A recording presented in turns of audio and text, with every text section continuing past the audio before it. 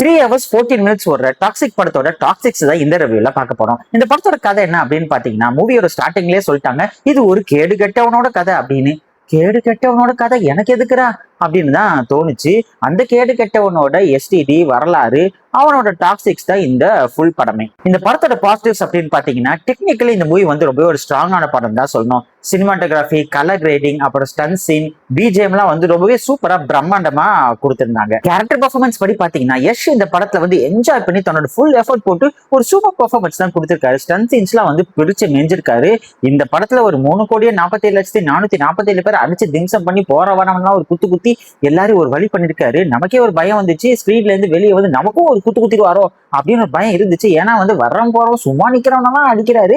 But ஒரு நல்ல performance தான் கொடுத்திருந்தாரு. இந்த மூவில ஹீரோயின்ஸ் பாத்தீங்கன்னா கியாரா, ஹிமா குரேஷி, நயன்தாரா, அப்புறம் வந்து தாரா, இவங்க 4 பேருக்கு வந்து கிளாமர் ரோல் மட்டும் இல்லாம ஒரு ஆக்டிங் பெர்ஃபார்மன்ஸ் ஸ்கோர் பண்ற மாதிரி ரோல் கொடுத்திருக்காங்க.